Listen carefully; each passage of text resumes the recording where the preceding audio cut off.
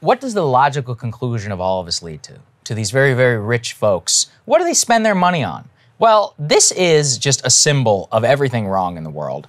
Let's go ahead and put this up there on the screen. And I specifically got the Washington Post write-up of this because I wanted to see what they included and what they didn't, given that Bezos owns it.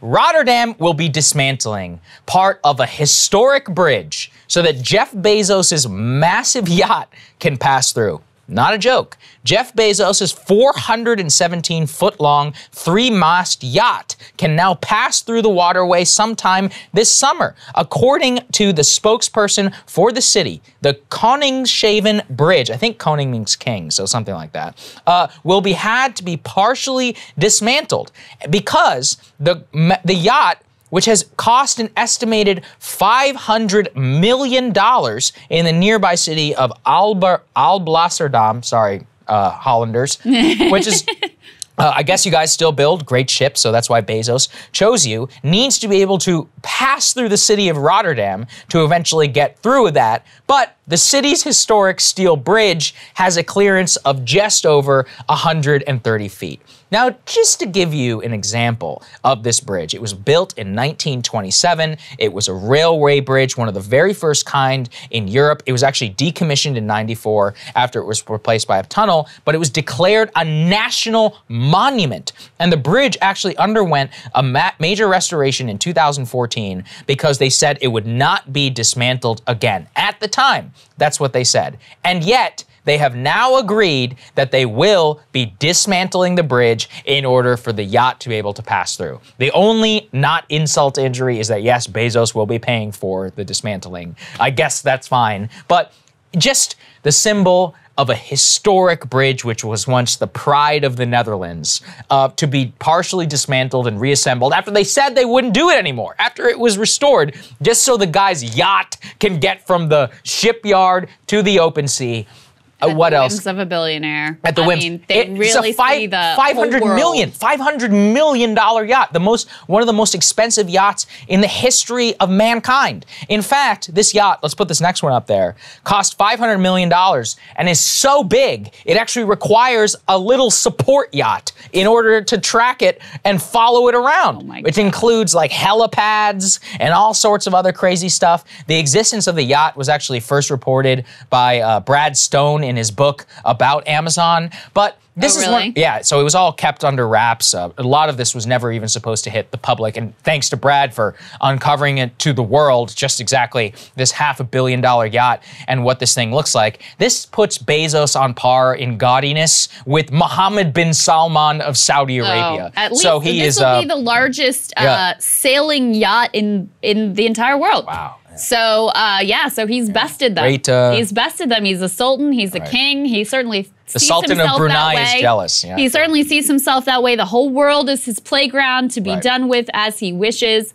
Just compare that with the treatment of people like Daquan Smith, who we covered here, who was made homeless, lost everything, forced into a homeless shelter because he was fired by Amazon. What was his crime? Union organizing. Or think about the treatment of Chris Smalls, or think about the treatment of literally any Amazon worker who is out there hustling either at a fulfillment center, in the warehouse, or driving, delivering packages, having to pee in a bottle in order to make it on time. And then this man, and oh, by the way, I mean, his tax rate way lower than what you or I or any of you people out there listening pay, and making sure that that continues to be the case. It's just a perfect symbol of where we're at. I mean, this is the type of stuff that when we look back on this era and we think of it as a new, even more decadent, gilded age, these are the types of signs and symbols that we will point to of the just disgusting largesse of the richest among us, who really see themselves as masters of the universe, who can, use people's bridges, historic bridges, as playthings. I also thought it was really interesting, the justification of the city. They said that they were doing this, they weighed whether or not to do it. They said, on the one hand, there's the economic importance and employment due to the construction of the ship. On the other hand, our concern for the bridge itself. And of course, it came down on the side of, quote unquote, preserving employment, which I think is also very symbolic of the way that our economies are just like centered around catering to billionaires. I mean, can you blame them? They want to keep their historic shipbuilding industry alive, right? It's not their fault. This isn't the city of Rotterdam's fault. And but this is the bind that everybody ends up in is like, you know, because these people have so much power and control, and this is just on, you know, a small scale, like one little narrow example, but because they have so much power and control, you're just subject to their whims.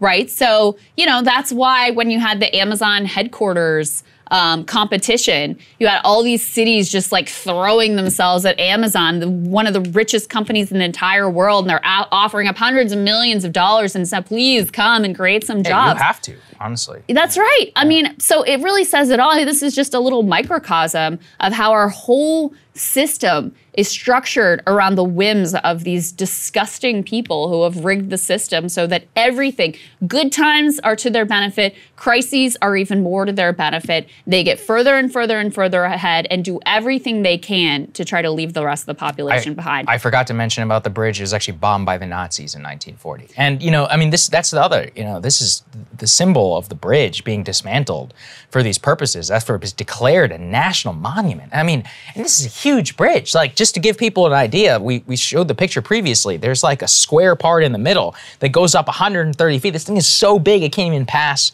through it. And, you know, by the way, the Washington Post, they left that Nazi part out, just so you're aware. Yeah. Interesting. Was it intentional? I don't know. You know, it's funny, right? Because when he owns the paper, and he owns this. And I just found out actually this morning that the Martin Luther King Jr. Library has a new auditorium that they will be unveiling today. And that auditorium is the Jeff Bezos Auditorium at the Martin Luther King Library. And as some people have pointed out, in the later parts of his life, Dr. King, one of his new causes on top of civil rights, after accomplishing the Civil Rights Act and the Voting Rights Act, was actually wealth inequality and wealth disparity. It was the central thing that he was preaching in 1968. And what does it tell you? The Jeff Bezos Auditorium at the Martin Luther King Jr. Library, because our city here in Washington is basically for sale. I mean, they're pointing to the fact that the Bezos Auditorium is a symbol of how Washington is basically letting corporations come in and basically run the game. I mean, we're talking about how the Bezos Auditorium and several other places, including TikTok and others, are naming historic areas here in DC. It really is just disgusting, Krystal, because, you know, now we have the whole Washington Commanders thing. The whole city and the government is basically for sale to a lot of these people. Bezos, of course, owns the largest home here in the Washington, D.C. area. I mean, I've walked past it. It's 3 homes joined into a single thing. It's a $100 million converted mansion. And the reason why, specifically to project power and inspire fear amongst lawmakers here in the city. And to whitewash your image. And, which has been done. Yeah, exactly. Which is why you give Van Bezos Gogh some money too, and Barack Obama. And Obama, $100 million. Yeah, that's nothing for him. There is some good news, though, which is that the Amazon Labor Union, new union that was formed specifically for the purpose of trying to organize Amazon workers that our friend Christian Smalls is involved with, they've filed for a union election now at a second Amazon warehouse on Staten Island. That warehouse is known as LDJ5, is a sorting center with 1,500 workers, according to a roster that a reporter got last month. So this comes on top of the other Staten Island warehouse that Chris Smalls was originally fired from. They also just gathered enough signatures to trigger a union election, which of course comes on top of the redo that they're having in Bessemer, Alabama. Listen, you wouldn't want to bet that any of these organizing efforts are going to work out, just because we know how long the odds are. We know the power and the weight that, someone like Bezos and his company can throw around, the threats, the bullying, the intimidation, the surveillance, all of that stuff. I mean, and the outright rigging, which is what they found in Bessemer, Alabama. But just like what we're seeing with Starbucks, once you have, when it's more than just one, once you start to have dominoes fall and more union efforts occurring, it becomes harder to focus all your resources targeting one single election. It becomes a lot harder when you have more that you have to spread them out over. So the more that we see in this direction, the more encouraging it is. And I do think that, like with Starbucks, if you had one that was able to unionize, was able to successfully organize, you could start to have that same domino effect where people take courage and say, hey, if they can do it there, maybe we can do it here. And we see the benefits it's conferring on them. We see the power they're gaining in their own workplace. So there is some positive pushback led by some extraordinarily courageous and selfless people who have really put their own livelihoods on the line in order to make this happen. So something we will definitely continue to follow closely. Hey guys, thanks so much for watching. That's right. Just as a reminder, you can become a premium subscriber today. Watch the full show completely uncut, our reactions to each other's monologues. You get to listen to it. You get to ask us questions, all that good stuff. Link is right there in the description or at breakingpoints.com. Best of all, great way to say screw you to the mainstream media.